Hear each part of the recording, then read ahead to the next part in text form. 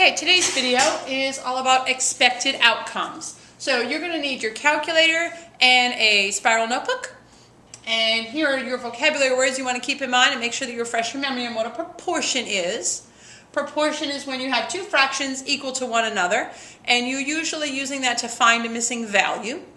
We're going to be using a proportion to solve the expected outcomes. Product, remember that means an answer to a multiplication problem.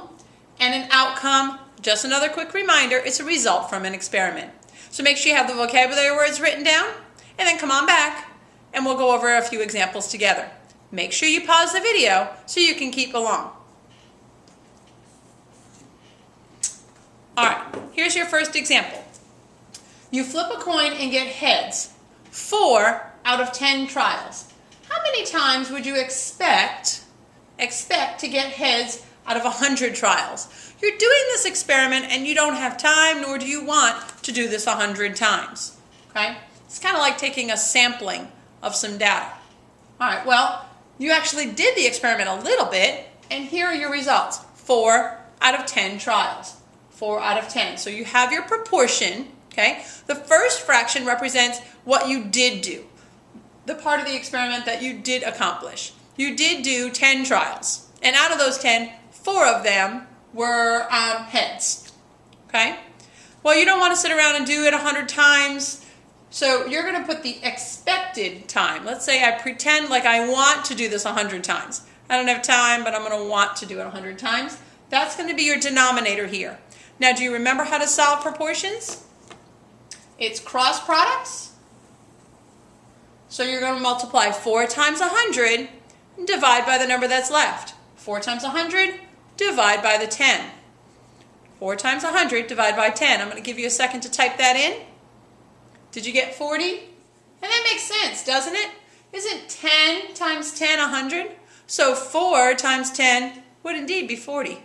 If you did this experiment 100 times, you would expect to get heads 40 out of those 100 times. 40 times. All right? Go ahead and try this one. Pause the video if you need to. Copy down some information. And even if you don't want to use colored pencils, you can just put R for red, B for blue, Y for yellow, and G for green. But go ahead and have a picture of the bowl. You have Mitchell's outcomes here. And see if you can go ahead and predict how many times he would get a red cube out of 250 trials. All right, let's see how you did. Using the bowl drawn, Mitchell pulls a cube and puts it back before he pulls the next one. That's really important. All right, he replaces it and then he draws again. How many red cubes can he expect? This first fraction should be what he did accomplish through doing the experiment. He did part of the experiment, but then he wanted to stop and not do it 250 times. That would take a while. All right, well, did you look carefully here to figure out how many times he did the experiment and how many he got red? Because remember, we're looking for how many red cubes. So if you count this up, he did the experiment 8 times, and out of that 8, he got 3 red. All right, using what he did accomplish, we can now apply it to a larger value. The larger value of 250 trials. That is going to go here. Here, notice this is total. This is how many total times he did the experiment. We are comparing it to how many total trials he wants to accomplish. Okay? We're going to use cross products. So in your calculator, you're typing in 3 times 250 divide by 8.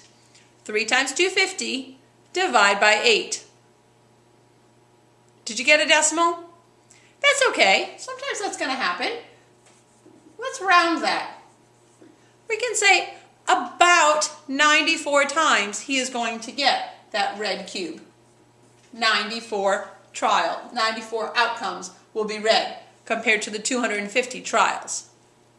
This is an expectation. He didn't actually do the experiment 250 times, but what could he expect it to happen?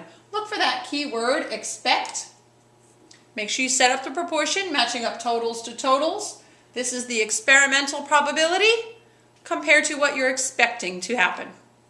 We're going to do some more practice problems in class and talk about how it compares to the theoretical and how you can use this to help you predict other things in the future. For instance, if you own a company or you're producing a product that you're trying to sell, you can use expected outcomes to help you find your profit, let's say, or your number of defects, and all different kinds of variables.